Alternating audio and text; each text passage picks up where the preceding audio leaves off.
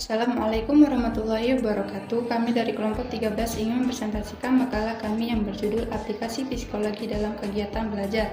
Yang pertama, penentuan jurusan sesuai dengan teori perkembangan kognitif.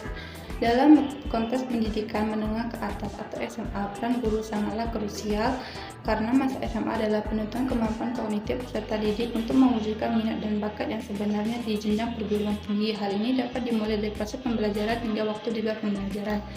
Hal terpenting dari bentuk dukungan guru terhadap penentuan minat dan bakat peserta didik di sekolah adalah mengetahui kemampuan kognitif peserta didik yang sebenarnya menurut teori perkembangan Vygotsky. Setiap anak dilahirkan dengan bakat dan minat yang berbeda-beda.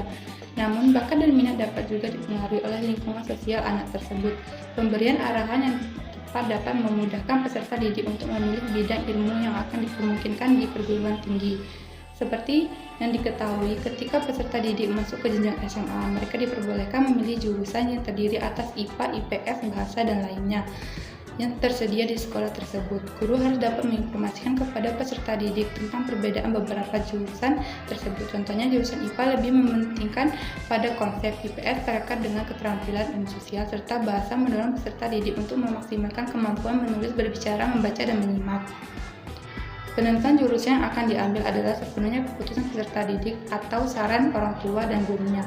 Sebagai guru, hal yang dapat dilakukan adalah memberikan pembelajaran dengan kualitas yang baik sesuai dengan jurusan yang dipilih, menggunakan bahan ajar yang interaktif dan menarik sehingga peserta didik yakin dengan pilihan yang sudah diambilnya, serta sesuai memotivasi peserta didik bahwa pilihan jurusan dipilih adalah tepat mengembangkan minat dan bakat sesuai dengan kemampuan kognitif peserta didik.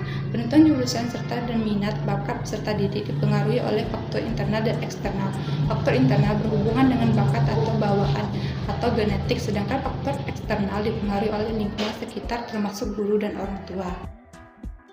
Yang B yaitu penentuan jurusan dengan melakukan assessment. Selain kemampuan kognitif peserta didik, sistem penilaian atau assessment juga sedikit berpengaruh dalam penentuan jurusan di SMA. Pada tahap awal, guru dapat memberikan tes yang dapat mengarahkan penentuan jurusan sesuai dengan minat dan bakat peserta didik. Tes dapat dilakukan atas kerjasama wali kelas dan guru BK. Seperti yang diketahui, pada kegiatan belajar 1, terdapat 3 jenis tes yang dapat dilakukan, yaitu tes inisiatif, tes formatif, dan juga tes sumatif. Penilaian inisiatif dapat dilaksanakan pada tahap awal agar tahu kemampuan kognitif serta minat dan bakat peserta didik yang sudah ada.